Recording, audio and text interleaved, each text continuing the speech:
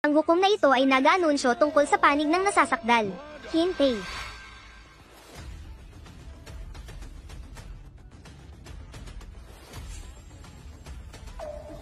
Anak ni Su Changqing. Paano ito posible? Su Changqing, anong ginagawa mo rito kasama ang anak mo? Gusto mo na naman manggulo. Lumayas ka. Mula nang mangyari ang aksidente sa anak ko, nakatuon lang ang atensyon mo sa lalaking yan. Pinansin mo ba ang kalagayan ng anak mo? Hindi ba't maayos naman siya? Isa pa, mas mahalaga ang tungkol sa derong. Hiwalay na tayo. Pakiusap, mula ngayon. Huwag ka nang magpakita sa harap ko. Kayo, wala na kayong kinalaman sa akin mula ngayon. Paumanhin. Wala kang pakialam sa pagpunta namin dito. Tama, ang anak mo. Siya ang dinahas ni Li Wanshan. Pilit na dinungisan pero nabigo. Tinulak pa sa hagdan, dahilan ng matinding pinsala. Nandito kami, para dumalo sa pagdinig ng korte.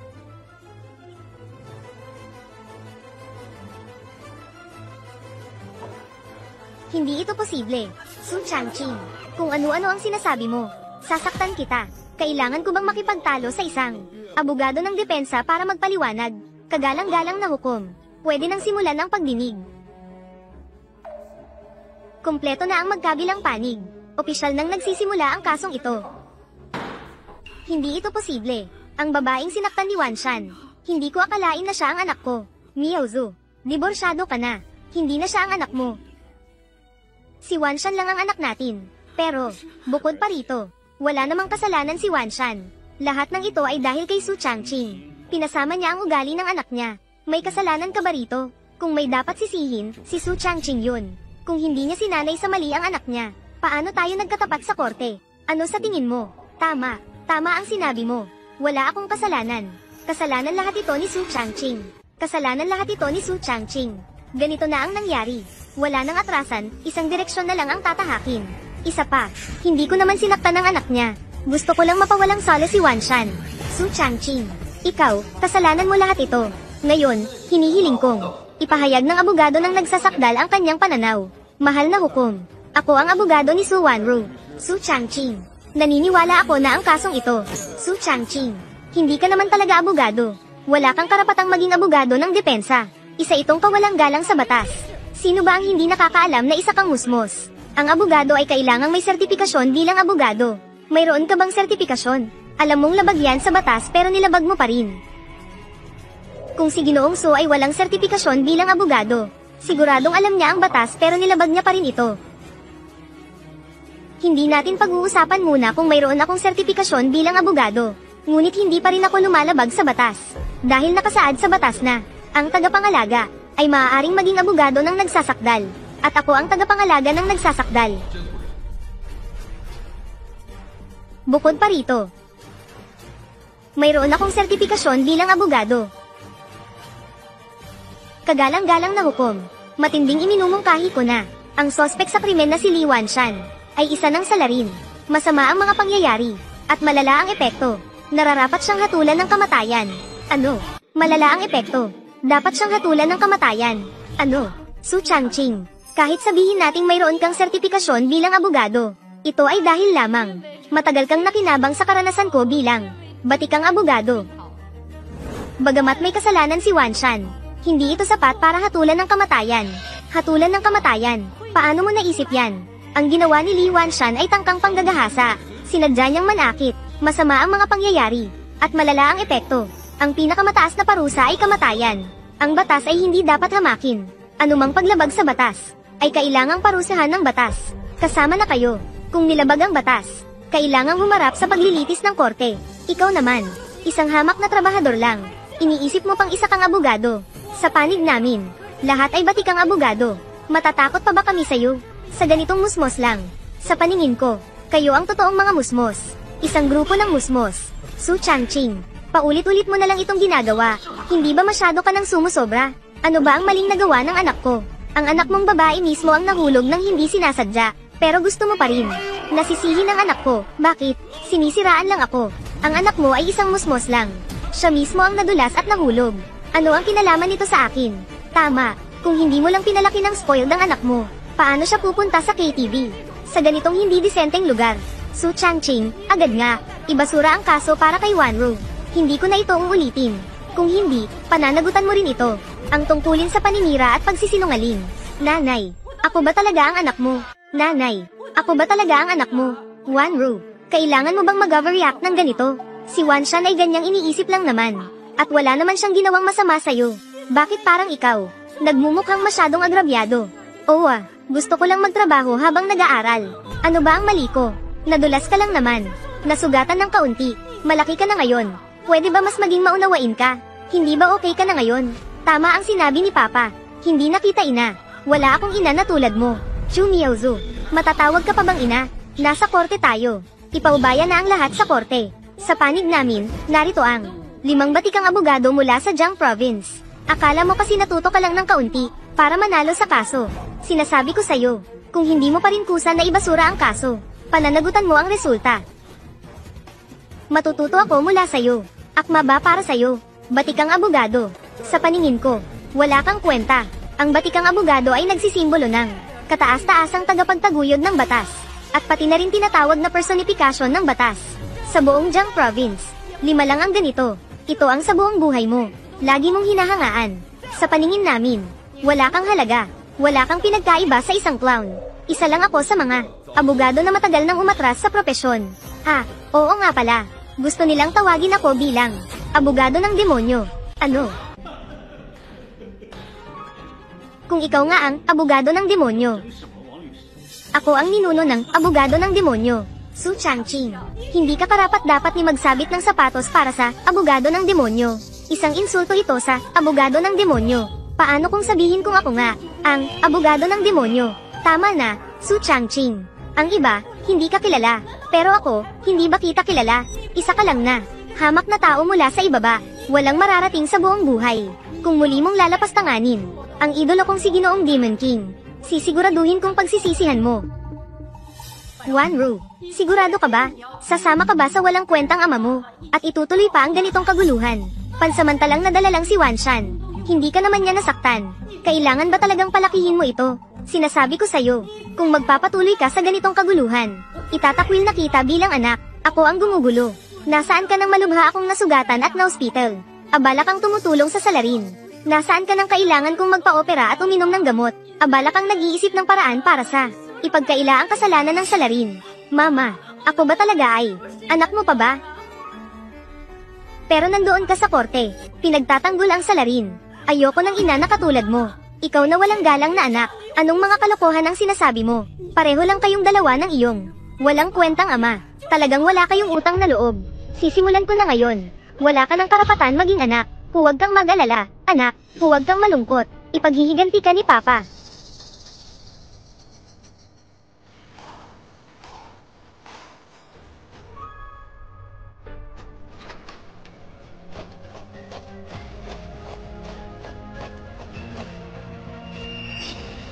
Kung ganoon, siya ang pinakamayamang tao sa Jiang Province, si Liu. Hindi ko akalain na darating siya. Ang makapangyarihang tao sa Jiang Province, si Shu Deishun. Ang dalawang ito ay nasa tuktok ng piramide ng Jiang Province. Pagbati sa inyo, dakilang demonyo. Ano? Siya ba talaga ang tinaguriang demonyong abogado? Paano ito naging posible? Paano ito naging posible? Ang palabas na ito, dapat nang matapos. Imposible. Isa kang hamak na tao. Paano kang magiging dakilang demonyo? Hindi ito totoo. Hindi ito totoo. Kahit pa totoo. Ano ngayon? Kami 5 batikang abogado ay magtutulungan. Kahit pa ang kalaban namin ay demonyong abogado.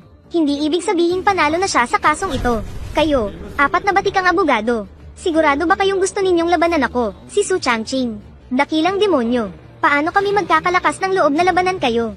Ina-announce ko na agarang bumitaw bilang abogado ng depensa para sa akusado. Ako rin, bibitaw na. Kami rin, susuko na rin kami. Walang hiya. Su Changqing, akala mo ba na sa ganitong paraan, mapipilit mo kaming sumuko? Sinasabi ko sa'yo, ang kasong ito ay hindi pa tapos. Kagalang-galang na hukom. Nananatili kaming matibay sa aming paninindigan na kailangang hatulan si Li Wanshan ng kamatayan. Kagalang-galang na hukom. Nananatili kaming matibay sa aming paninindigan na kailangang hatulan si Li Wanshan ng kamatayan.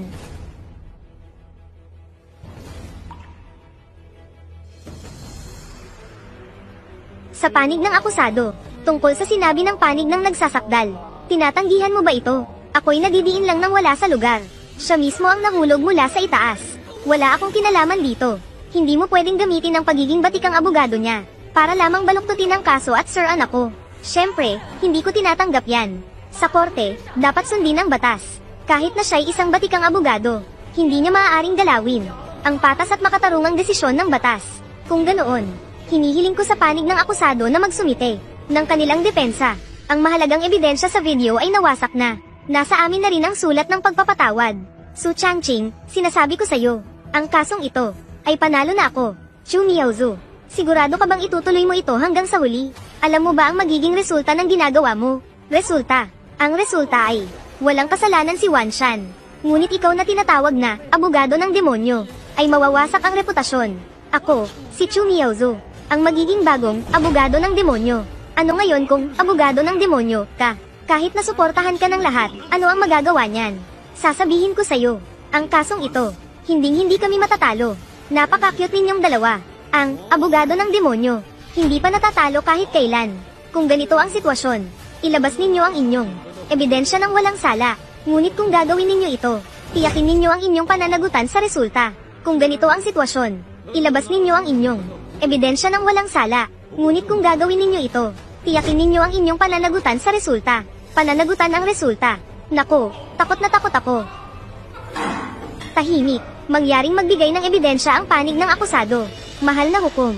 Una, sa ngayon ay walang anumang ebidensya na makapagpapatunay na ang akusado sa aming panig ay sangkot sa krimen. At ang sugat ni Su Wanru, ang nagsasakdal, ay sanhi ng sarili niyang pagbagsak mula sa taas, na walang kahit anong kaugnayan sa akusado sa aming panig.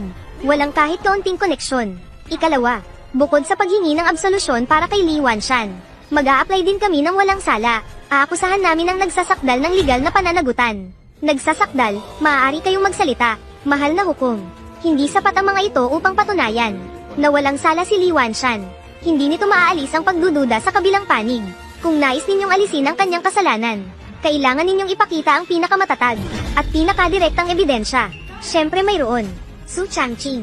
Ngayon, hayaan kitang makita ng maigi ang aming kaiban, abogado ng Demon King.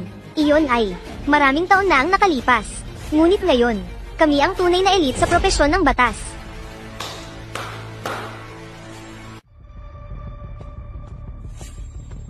Mahal na hukom, narito ang isang kasunduan sa pagpapatawad mula sa nagsasakdal. Ito ay ang bagong leader ng sindikato sa Jiang Province, si Jiang Ba. Nakuha na ang kasunduan sa pagpapatawad. Mukhang mahirap para sa Demon King na bawiin ang kaso. Hindi ito ganoon kadali. Hindi ba tama, mahal na hukom? Sa ngayon, wala pang ebidensya na makakapagpatunay na si Li Wanshan ay sangkot sa krimen. Kahit ang recording sa KTV o ang testimonya ng tao, ang mga ito, wala lahat. Samantala, sa panig namin, nakuha na namin sulat ng pagpapatawad mula sa biktima. Batay sa prinsipyo ng hindi maparusahan kung walang sapat na ebidensya, dapat ideklarang inosente si Li Wanshan.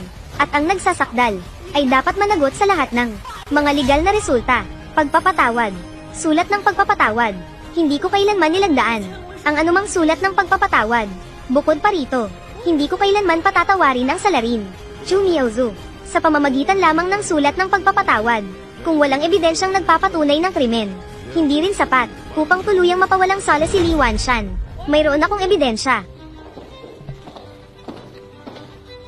na ang nagsasakdal ay sinisiraan si Li Wanshan, at pilit na dinudungisan ang pangalan ni Su Wanru. Ngunit si Li Wanshan ay mayroong congenital impotence, kaya't imposible para sa kanya na makipag-ugnayan sa kahit sinong babae, lalong hindi makakagawa ng ganitong mga aksyon. Tanungin natin, paano ang isang lalaking may congenital impotence makakagawa ng ganitong bagay sa isang babae? Ito ay lubos na kituwatawa. Ang isang lalaking may congenital impotence, paano magkakaroon ng kakayahan na gawin ito sa isang babae? Lubos itong walang basehan. Su Wanru, ikaw na munting musmos. Pinilit mo akong ipagtanggol ang sarili ko, na naging dahilan ng kahihiyan ko. Tingnan natin kung paano kita aasikasuhin pagkalabas ko. Tingnan natin kung paano kita aasikasuhin paglabas ko. Kung ito'y likas na impotensya, ipinapakita nito na si Li Wanshan, ang kondisyon para gumawa ng krimen, ay hindi umiiral. Kung ganoon, si Li Wanshan ay mapapalaya ng walang sala. Napakakritikal ng ebidensyang ito. Mukhang ang hindi kailanman natatalong batikang abogado, ay haharap ngayon sa kanyang unang pagkatalo. Bukod dito, ang nagsasakdal, ay ang mismong anak niya. Nakakaawa talaga. Kung totoo man ito, malamang mahirap hatulan si Li Wanshan ng parusahan. Su Changqing, may sasabihin ka pa ba? Matandang walang kwenta. Ang anak mong babae, napakaayos niya talaga. Hindi ko alam. Nasa susunod, kung magiging maayos pa siya. Ang ganitong kasumpa-sumpang tao, ay nakakawala pa rin sa batas. Walang magawa, kahit pa ang batikang abogado. Sa harap ng ganitong matibay na ebidensya, ay hindi pa rin mananalo. Kagalang-galang na hukom. Malinaw ang katotohanan. Maliwanag ang resulta. Kami, ang panig ng nasasakdal, ay naniniwala na ang nagsasakdal, ay walang maipapakitang ebidensya na magpapabago sa kaso. Pakiusap, gumawa na po kayo ng desisyon. Sa panig ng nagsasakdal, wala ba kayong ibang testigo o ebidensya para tutulan ang mga sinasabi ng nasasakdal? Siyempre meron. Ang lahat ng ito, kailangang matapos na.